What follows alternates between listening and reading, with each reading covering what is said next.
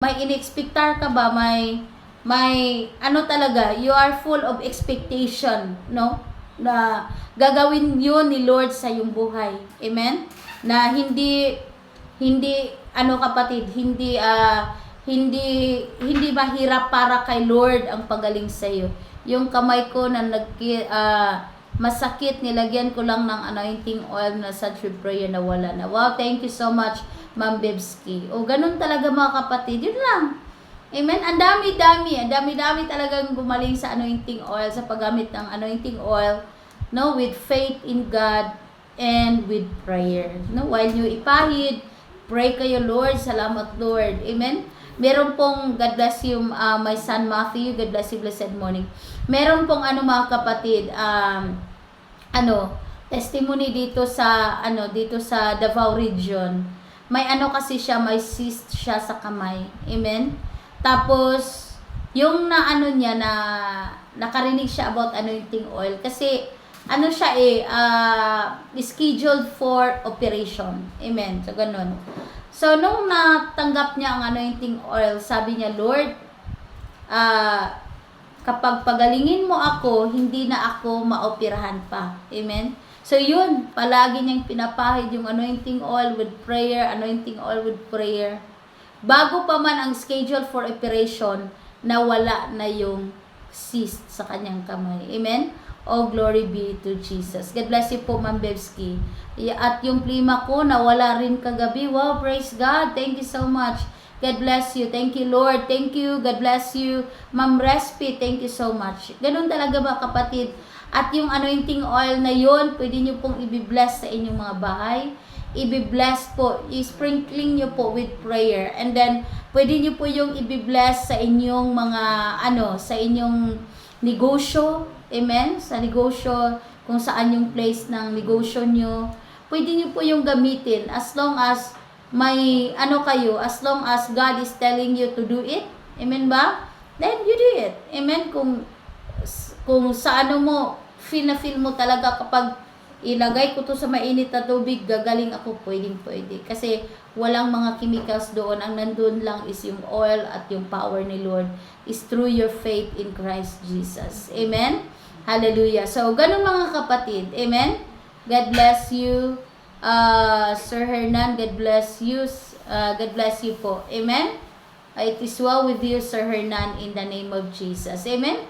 Yung mga, may naramdaman ako mga kagat-kagat o whatsoever, yan lang po ang namin. Masakit yung katawan o anumang nangyari. Amen? Pinapahid namin yung anointing oil yun at by the grace of God, no? Pinagaling ng Diyos. Amen? Hallelujah. Ang number 1 user po ng anointing oil is si Apostle Paul. Amen? Hallelujah. Amen? Kasi nakikita namin talaga kapatid that what God is saying about that anointing oil is true. Amen? So, kaya, yan, everyday yan, gumagamit ng anointing oil, not only 3 times, dami-daming times. Amen? Hallelujah. So, ganun mga kapatid. Order ako ulit ng mag-message ako. Oh yes po, Ma'am Bebski. Mag-message kayo doon. Amen? Nothing is impossible with God. You just need to believe in God. Amen? Huwag niyong isipin na, ay, yung anointing oil, gawa-gawa man niya ng tao. Amen? Siyempre, si Lord naman ay gumagamit siya ng tao, but depende po sa instruction ni Lord. Hindi lahat, kasi may mga tao pong gumawa din sila, may anointing oil sila, tayo din. So, ganun mga kapatid, hindi gaya-gaya. Amen?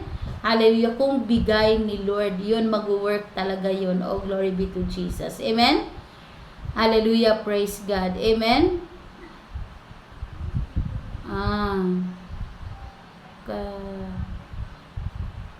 Okay po. Okay. God bless you po, Ama Marilo. Amen? Hallelujah.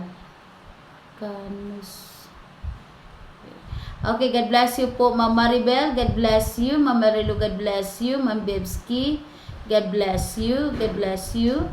God bless you po sa inyong lahat. Amen. Hallelujah. Pwede rin, pwede. Depende talaga sa if yun ang instruction ni Lord sa iyo, o sinabi ni Lord sa iyo, o pwedeng-pwede po as long as by the instruction of God. Amen? Pwede nyo yang ilagay sa inyong mga kamay po for the blessings, for financial blessings. Pwede nyo yang habang nag-pray kayo, lagyan nyo po ng anointing oil and pray for financial blessings. Amen? So maraming salamat po sa inyong lahat. Amen? It's not, hindi po si Apostle Paul or yung anointing, but it's the power of God through the life of Apostle Paul. Amen. God bless you po, Ma'am Hazel. God bless you. Thank you so much. God bless you, Ma'am Charis. God bless you. God bless you. Amen. Just believe in God. Amen. Just believe in God. Nothing is impossible with God. Alam niyo mga kapatid, doon sa Solomon, merong nag-cancer kasi yung tongue cancer po, napaka seldom. Amen? Mga iilan lang po sa mga nagkaganon na mga sakit. So, yung hindi pinag-pray ni Apostle Paul yun. Meron lang nag-introduce sa kanya isang isa sa mga pamilya niya, nagsasabi na yung anointing oil ay ginamit ni Lord at marami na ang pinagaling ni Lord through anointing oil. Amen? Hallelujah. God bless you po, Ma'am Charmaine. God bless you, and more testimonies in the name of Jesus. Ganyan talaga, kahit anong klaseng sakit. So, ganun po ang nangyari. So, dinala doon sa may tongue cancer. Yung tongue cancer po, kinunan na siya ng sample, no, para dalhin doon sa Australia. Kasi, yung Solomon kasi malapit lang sa Australia. I think, 2 hours by flight, ganun. So, bago pa man mga kapatid, bago pa yung resulta sa examen ng ganun. So, merong nakapag-introduce sa kanyang anointing oil. Ganun din, hindi makakain, basta, ganun ang nangyari. Amen? Hirap na hirap talaga yung taong yun na may ganung problema. So, yun, ginamit nila ang anointing oil. Amen? Ininom, pinahid, no? Nilagay doon sa bibig. By the grace of God po, nagtaka na lang sila. Amen? Wala pa man wala pang resulta galing sa Australia about that problem, pero pinagaling sila ni Lord through their faith. Amen? So kailangan lang talaga na we have faith in the Lord. Ganun lang talaga yun. Amen? Hallelujah. God bless you po, Ma'am Charmaine. Thank you so much for your testimony. Have faith. Amen, ma? Pag sabi ni Lord, inumin mo yan. Kung sabi ni Lord, ipahid lang. Amen ba? Kung i-massage mo, isa-massage mo lang. Amen? Ganun importante kasi yung faith mo kay Lord. Yun ang pinaka-importante. Kasi ang healing natin is by faith in Christ Jesus. Amen. Hallelujah. May pasahin pa ako sa Isaiah. Isaiah chapter 57.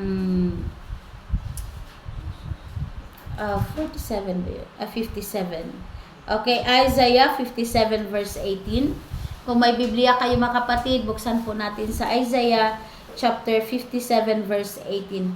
Ang sabi ni Lord, I have seen his ways, and I will heal him, and I will lead him also, and restore comforts unto him and to his mourners. Amen ma? Hallelujah. Alam mo naman kapatid, kapag may problema tayong nadadaanan, hindi lang tayo yung nagka-problema, hindi lang tayo nag-alala. No, especially yung mga taong nagmahal sa atin, yung ating ama, ina, kapatid, mga matalik na kaibigan, syempre alam niyo naman mga kapatid, ganun talaga. Amen? Hallelujah. But sabi ni Lord sa kanyang salita, sabi niya, I have seen his ways. Amen? Hallelujah. Yung kagalingan po ay tapos na po yun. God has done it on the cross. Amen? At tapos na po. No, God is providing us healing. No, sa atin lang is kailangan nating gawin kung anong dapat nating gawin. Amen? Pag sinabi ni Lord, I have seen his ways. Kasi nakikita ni Lord yung mga ginawa natin. Nakikita ni Lord yung nasa isipan natin, nasa puso natin, yung motive natin. Nakikita lahat yun ni Lord, yung mga kaugalian natin. Kung nagreklamo ba tayo, kung may sinasabi ba tayong hindi maganda, kung ano ba yung reaction mo through that. Amen? Alam ni Lord kung ano po yung ano yung relation mo sa Kanya. Amen? Hallelujah. So, si Lord ay nakatitig sa atin, nakawatch sa atin. Si Lord po ay nakamonitor sa atin. Hallelujah. Amen? So, sa Kanyang pagmumonitor, nagdidepende, di ba, dito sa Pilipinas, merong, halimbawa, maglo-loan ka or gusto mong umutang ng mga gamit o whatsoever. So, meron silang ipadalang CI. Amen ba? At yung CI na yun, depende sa kanyang nakita at narinig. Amen ba? Hallelujah. At favor. Amen? Kung ano man yung narinig niya sa mga kapitbahay mo o whatsoever o galing sa iyo o ano man yung narinig sa pag-CI, yun din nakadepende yung resulta, either approve or disapprove. Amen ba?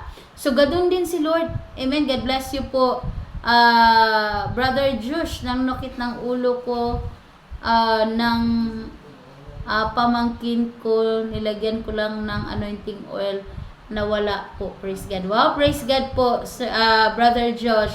Thank you for that testimony. God bless you and more blessings in the name of Jesus. Amen? So, nakita natin, paggamit ko sa anointing oil, ano bang nakita ni Lord? Amen? Hallelujah. Amen? Nang sumali ka sa programang ito, nakita lahat ni Lord. Amen? Hallelujah. Kung it's, ano ba yung pagsali mo dito? Through faith in Christ Jesus ba? Amen? Hindi ba, yung faith mo ba ay matatag? Amen? Yung hindi pa, no? Hindi pa ganun-ganun. Amen ba? Sa Bisaya dito sa amin is paling-paling. Amen? Hindi ka ba balimbing kay Lord? Amen ba? Hallelujah. Hindi ka ba katulad ng hangin kung saan ang hangin doon ka? Amen ba? Strong ka ba talaga? No, sa panahon ng mga naranasan mo sa iyong buhay, kumusta mga kapatid? Amen? Hallelujah. Strong ba talaga yung paniniwala mo sa ni Lord? Because Lord have seen everything. Amen?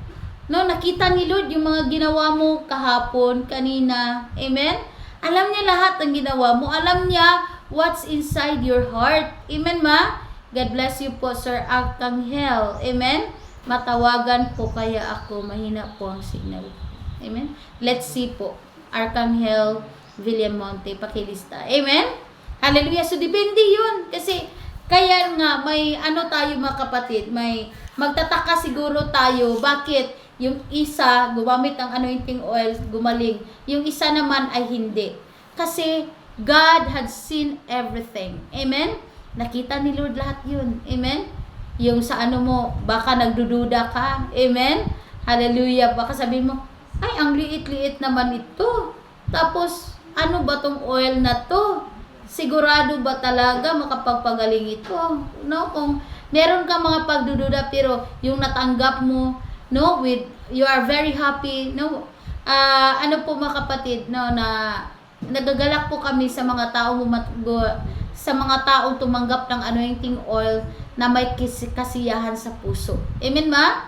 Nung natanggap sila, hindi sila na gano'n, bakit ganito, Shipifi, bakit gano'n? Amen ma? But they were so happy. Amen? Hallelujah, na natanggap nila at nung gumamit sila, syempre, pinagaling sila ni Lord. Kasi God is looking at us. And according to the book of Samuel, God is looking in our heart. Amen ba? Siya po ay tumitingin sa ating puso. Siya po yung sumusuri. Amen? I have seen His ways. Nakita ni Lord. Amen? And we cannot deceive God. Hallelujah. Amen? We cannot deceive God. Alam niya lahat. So, according to your ways, according to what you are doing or to your response, amen, ganun din ang response ni Lord. Amen, ganun. If you believe, He will do it. Amen? If you come to Him, He will come to you. If you will call Him, He will answer you. Amen? Hallelujah. If you are making a ways to draw closer to God, ganun din, palapit din si Lord sa iyo. Amen? Parang ganun. Amen ba? Hallelujah, katulad ng mga magnets. Amen? Yung mga magnets, 'di ba?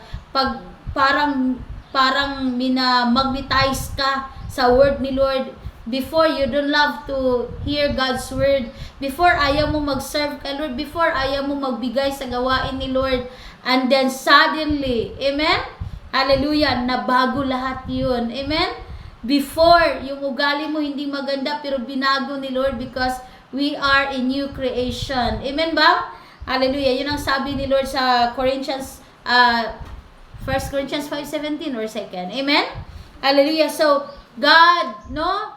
Ang Panginoon po ay nagre-response siya, no? Through po sa ating mga ways, no? Sa ating mga ginawa sa buhay natin. Amen? So, nakita niyang lahat. No, kahit sabihin mo sa tao, ginawa ko to, ginawa ko to, ginawa ko to, ginawa ko to. But, kumusta yung nasa heart mo? Amen ba? Hallelujah. Yes, walang imposible kay Lord. Amen? Hallelujah. So, anong nasa heart mo? Kasi, we cannot deceive God. Hindi po natin pwedeng linlangin ang Diyos. Amen? Medyo mahirap magtagalog, kapatid. Amen? Hallelujah. Hindi natin malinglang ang Diyos, mga kapatid. Amen? Hallelujah. Kasi nakikita niya if you have faith or not. Amen? If you are doing if you are doing the thing, is from your heart or not. Amen? Panginoon lang talaga, mga kapatid, ang nakakaalam siya sa lahat tungkol sa iyo because He's monitoring you. He's watching you 24 hours a day. Amen? Every minute, every second, yun. Nakamonitor si Lord. Amen? At yung monitor ni Lord, mga kapatid, sobra pa sa CCTV. CCTV, kapag walang CCTV doon, pwedeng hindi mo makita. Pero si Lord, lahat kitang-kita niya. Amen ba? Kitang-kita ni Lord yun. Ha? Kani? Okay.